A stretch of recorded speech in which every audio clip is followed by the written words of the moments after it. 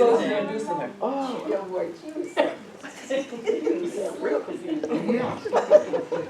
You was sitting not on the program, right? No. You are. Who not on the program? Me? I know. I was like, Assalamu alaikum. Ramadan Mubarak. I am privileged to be able to introduce our next speaker because I not only know her personally, I've known her since she was a child, and she's really been almost like she was my child. But when you think about our next speaker, she is truly an educator. She wanted to be a scientist, but Allah already had destined her to be able to teach because it was in her. You know, she has many degrees. You know, I think it's kind of a family tradition to get more than one. But, you know, when you're in an atmosphere, you know, where you have people in your family doing a thing, you tend to pattern after family members. But she is a person who's really deep in thought, reflection, and she loves family. She loves people. And we all love her. She has recently attended the Leadership Institute and obtained those wonderful skills, and she loves its dean like no other. She is compassionate with all of her brothers and sisters, and I am so honored to have at one time taught her myself. I want to introduce you to none other than Miss Kimberly Spate. I didn't know who you were talking about.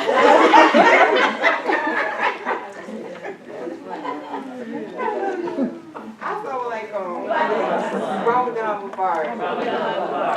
It's always exciting when your former teachers get a chance to say something about you, and then you get to find out what they really think. And you just pray that it's not terrible. So we're going to get started today.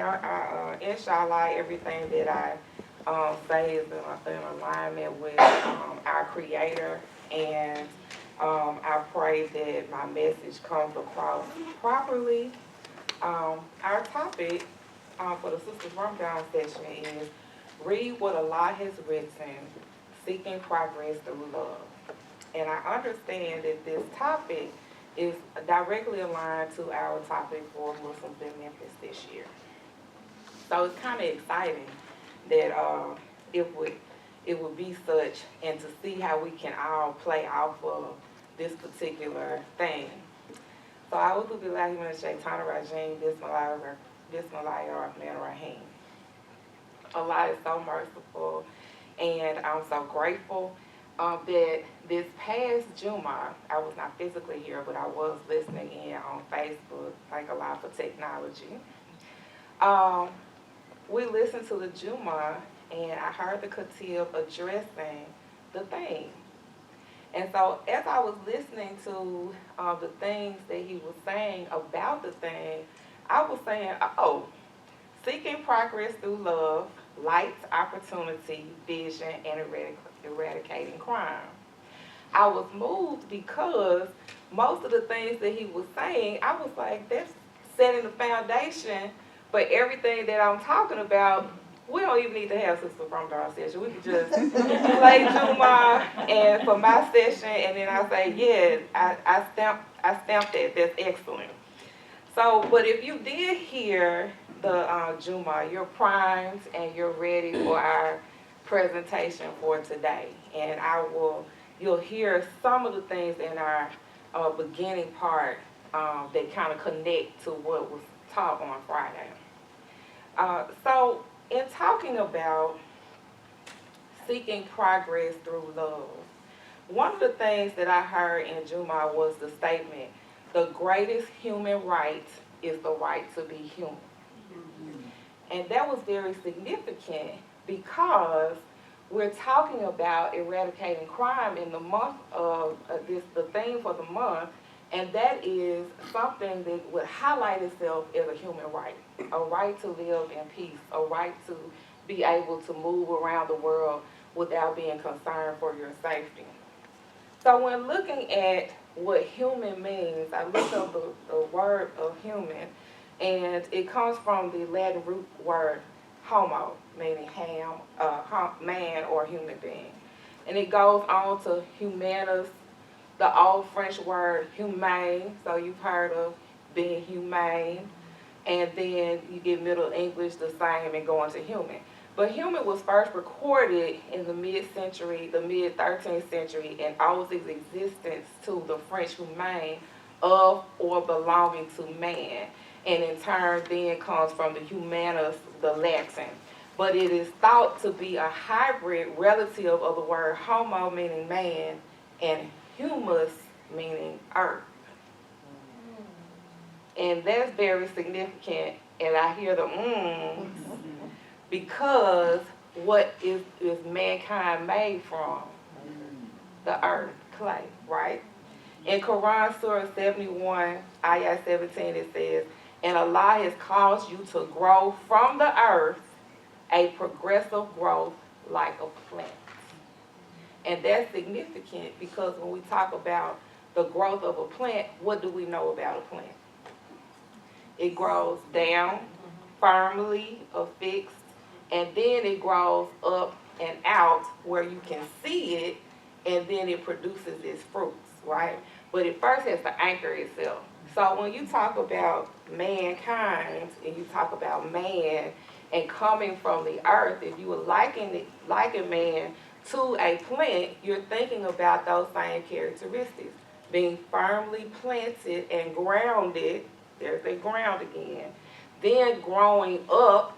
When you talk about growing up, we think of spirituality, but we also think of growing up towards the heavens, being more aligned to your Creator, and then after that, bearing fruits. And it does not happen in an opposite way. You don't bear fruits before you firmly plant yourself, ground yourself, and then grow up in spirituality. And so it's very significant that not only do we see that in the Quran, but even the language of the choice of the word that we use today to describe the human being. So when we're talking about the human, and we're talking about progressing, what is the true human nature? And if you study philosophy over time, you will find that human nature has been debated and thought about for centuries. This is not a new concept. It wasn't a concept that came along with just Islam. But the concept of what is the nature of man has always been a discussion piece, right? So if you know anything about Greek and Roman philosophies, Chinese philosophies, it all has a thought process around what is the true nature of mankind, of man. So Plato and Aristotle, they were kind of similar in their thoughts. They said that the human soul has a nature that is divided specifically for humans. One part is rational and it is divided into just that portion, and then another part has a spiritual component, and the second half of the human holds the desires or passions similar to those found in animals. So the desire to eat, the desire to sleep, desire to mate, all of those things.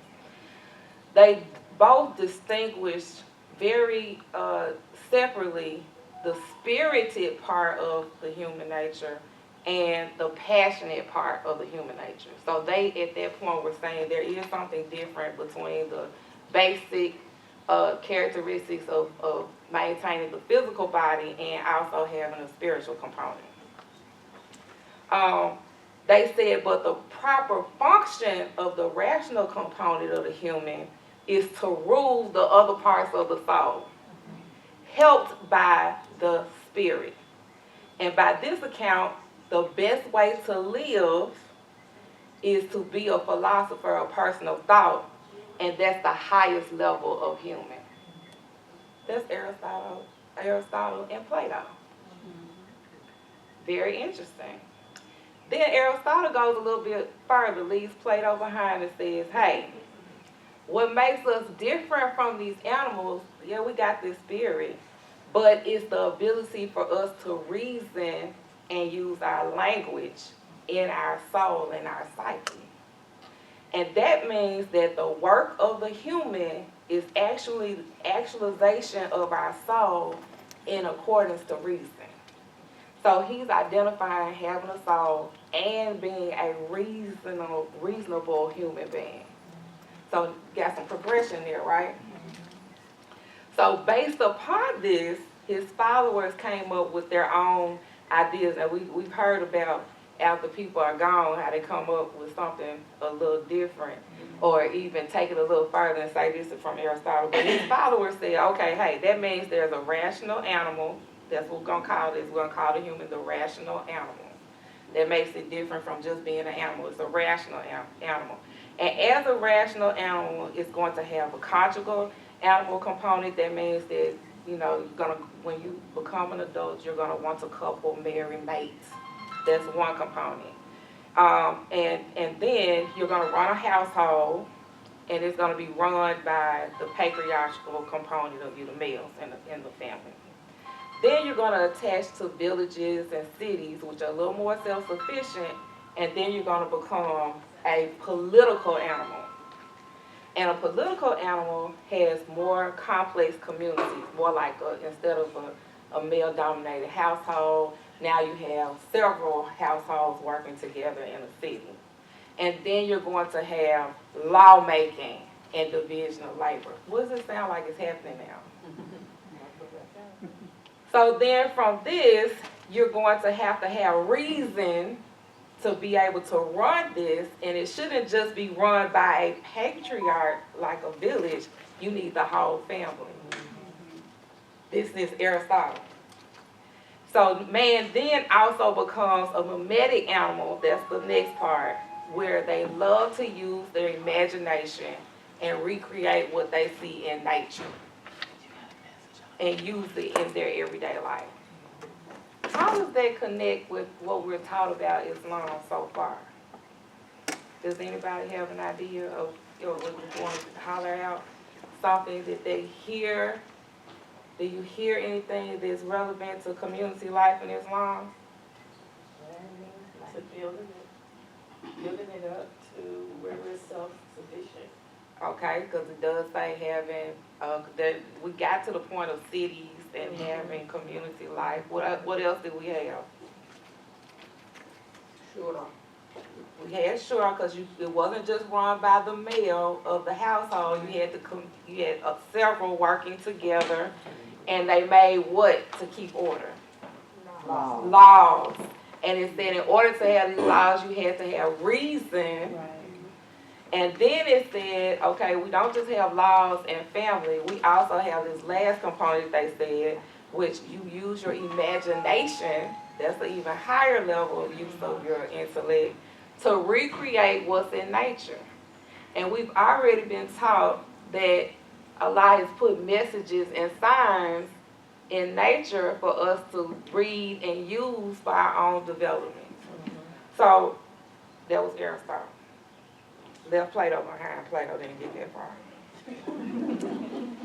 So now Aristotle then also says about human nature, it says, reason is not only what's special about humanity compared to others, but it's also what we're meant to achieve to be our best. So we have to have reasoning to be the best human. And then he describes human nature as we're meant to be and we're intended to be this rational human being. What's interesting is when I read that, it said the portion of this thought process is where we're saying humans are meant or intended to be something is less popular today in modern times. So our thing talks about progression, but this concept says Aristotle, who's way before Quran, this Quran, not the message of Allah, but this Quran. He's way before this, and he's saying that human beings are designed to be rational. In order to really be the best level of human being, then you have to have that component. You have to have a purpose and achieve it. You're looking for self-actualization.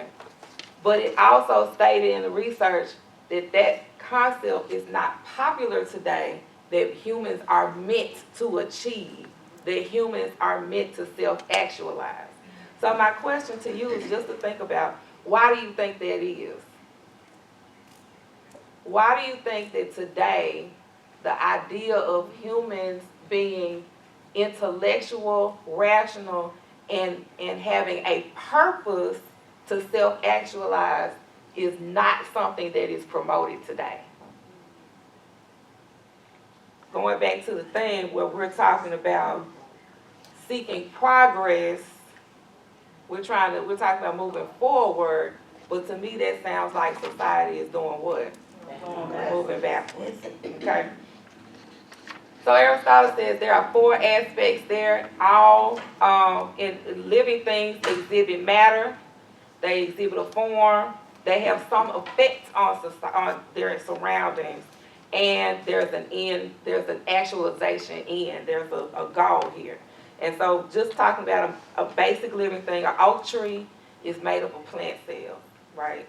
You see the leaves, the stalk, all of that. That's its matter. It forms into a tall tree that has all those components. That's its form. That's what it looks like.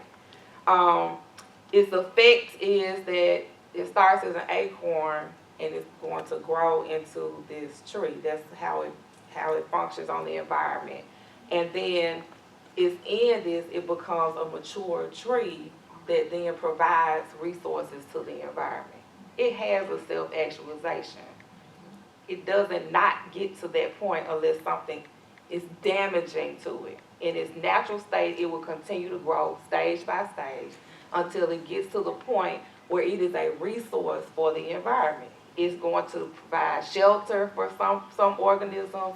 It's going to provide us shade. It might provide us food. It could provide us, we know we could chop it down and have furniture, paper. So it becomes a resource for us, right? According to Aristotle, the human nature is our form, not the physical form. The nature of the human is our form. Is to become fully actualized. In order to become fully actualized as a human being, you have to fully actualize the mind. Isn't that something? Mm-hmm. So he says that the most significant part of the human psyche should be cultivated above all else. The cultivation of learning and intellectual growth of a philosopher is therefore the happiest and least painful life. So how can the lack of learning and intellectual growth be painful? Chaos. Yeah. I thought it was very significant that the theme for the month was so specific. Seeking progress through love, light, opportunity, vision, which are all concepts, but then the last one was eradicating crime. And when I saw the last part, I was like, man, we must really be in a situation where we have all these broad concepts that we want to align ourselves to, but we're ending it with eradicating crime. Like, what is going on when your thing is broad and then the narrow part is we got to fight something that is, and not just bring down crime or influence crime, eradicate it. So when we talk about how the lack of learning and intellectual growth can be painful, I think that we're seeing that in its effect on a very strong end, because we're talking about eradicating crime, which is very, very, that was jarring for me to hear. So now I want you to listen to this second component. We talked about Greek and Roman philosophers, Aristotle and Plato, but the Chinese view of human nature is also very interesting. So Confucianism says that there's potential and innate goodness in human beings. So they just believe in the goodness. Monissia says human nature is the tendency to an ideal state that is expected to be formed under the right conditions. So basically, the natural progression is that if you do it right, you're going to reach self-actualization. So you have the capacity to be good. You're not all good, but goodness is the result of work. And that work is trying to get the virtues of benevolence, righteousness, wisdom, and propriety. If you put you in the right environment, you will become these things. That's what that particular philosopher says. And if you reflect on that often enough, then you will develop virtues. So there's work involved here. Virtues takes precedence over satisfaction. So then human nature will want to be more virtuous. We will want to be more virtuous than to just tend to our own individual immediate needs. That's the nature of a human, according to this philosopher. And if you become bad, if your nature is bad, it's not because of your constitution to be bad. Rather, it's because you have been put in situations and emotional trauma that injured your progression. So something got in the way of you developing into and being able to do the work of being a good human being. So we're going to start to take a turn. Zunzi says, this particular philosopher understands human nature as the basic faculties, capacities, and desires that people have from birth. Whatever it is you're born with, that's it. Okay, it doesn't matter what you do, this is your nature. Okay, you cannot fight nature. And he says that human nature is evil and that any goodness is the result of human activity. And it is human nature to seek profit because humans desire for sensory satisfaction, and that the nature of man is evil, and it must depend on teachers and laws to become correct and achieve propriety and righteousness, and then only then does it become discipline. What does that align with?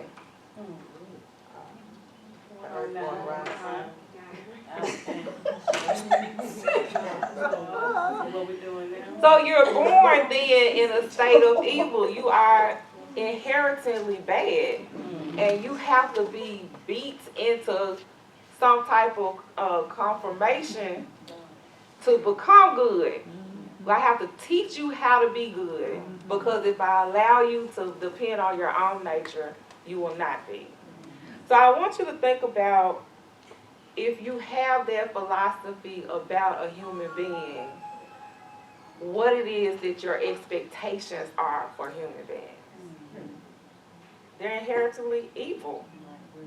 So you don't expect anything but that from a person. And so because that's your expectation, then you're going to build things to either support that for your own benefit, take advantage of that, or you're going to have to be so rigid because you believe that the only way to make a person good is to have strict laws and a teacher that is firm, and I'm going to force you into good behavior. And what does that sound like? It's a great philosophy to underline slavery. So here's the last one. And you may have heard this before and did not know it was a philosophy. Legalism. Legalism is a Chinese philosophy. And legalism says selfishness in human nature cannot be eliminated or altered by education or self-cultivation. I can beat you, I can teach you, you are still going to be selfish and evil. People cannot overcome their selfishness. It's exceptionally rare that people can be driven by moral commitment. Legalists do not see individual morality of the rulers or the rules. as an important concern in the political system. Listen, we're not concerned about the leaders' morality or the people of the township's morality when it comes to the legal system. That's not what's important, whether you're moral or not, whether you're good or not, whether or not you do the right thing or not. That is not important. Instead, what is important are clear and impersonal norms such as laws, regulations, and rules on the basis to maintain order. I know you're going to be evil and bad.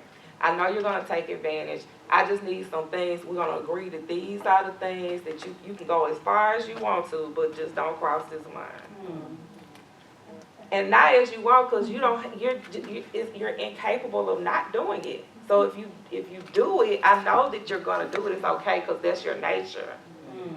But once you get to this point here, there are going to be consequences. People are all motivated by their unchanging selfish core to want whatever advantage they can gain from whoever they can gain such advantage, which especially comes to expression in situations where people can act with impunity. Who does that sound like?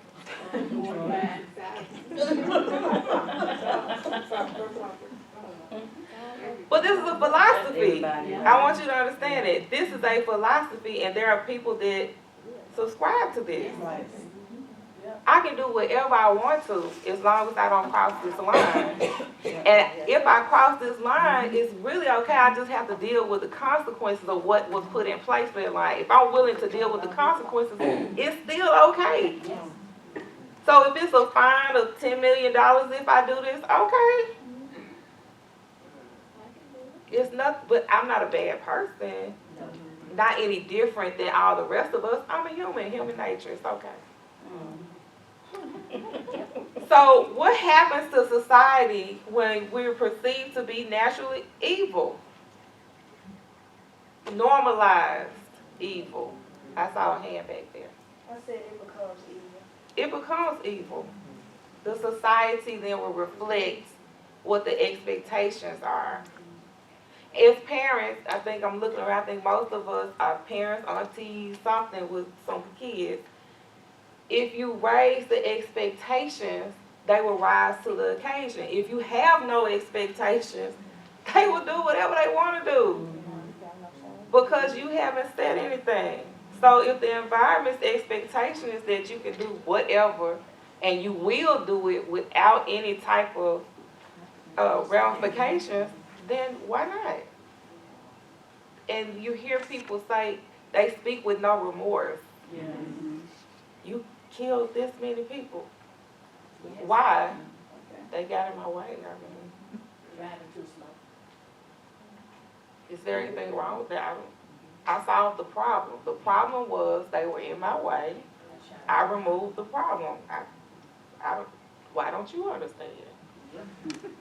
Legalists believe that human selfishness can be an asset rather than a threat to a state.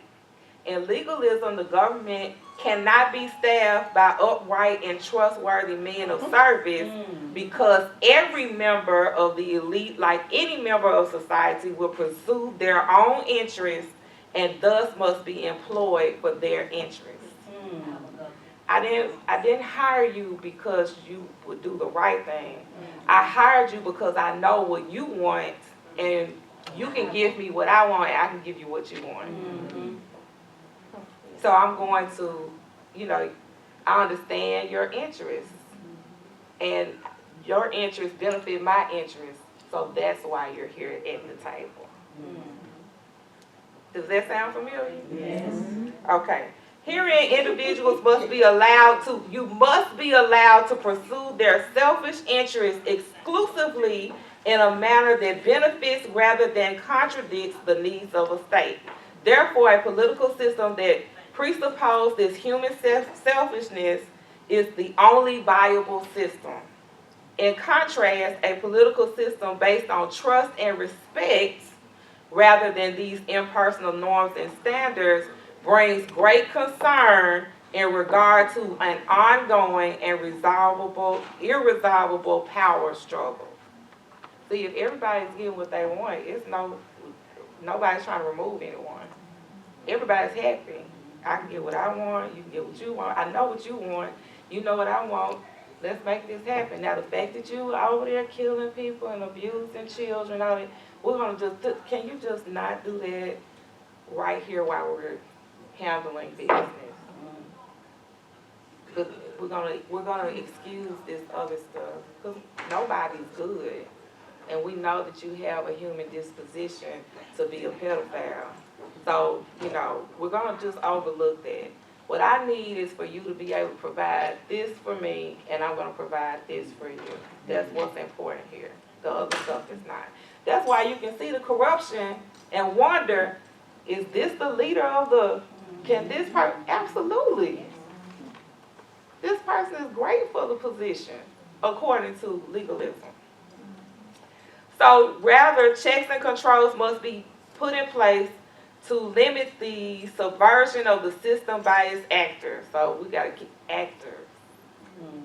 We got to keep all this going. We can't have you in here talking about what's good and great and holy and right, because now you're about to mess up the system that's working for everybody. So we use reward and punishment as effective political control. And it's in human nature to have likes and dislikes. So once I know what your likes and dislikes are, I can do reward and punishment. I know what you like, so I'm going to give you that when you do what I need you to do. I know what you don't like, so I'm going to give you that when you don't do what I need you to do. Okay? So, according to this particular statement, Shane Yang, it is crucial to investigate the disposition of people in terms of rewards and penalties when a law is established. I'm going to learn the people, and I'm going to find out what is important to them. And then I'm going to establish laws that will reward and punish you based upon what you like and don't like. And then I can get what I want, and you can get what you want. That is a Chinese philosophy. Did you know that you are living in a non-Chinese place that is owned by China? And you are following their thoughts of system. And what kind of system do we have? Legal system. From what? Legalism. There you go. Human nature. So now we've talked about all these different concepts of what people view as human nature. But what's most important is what Allah says about human nature. And so we're going to speak about the human nature, the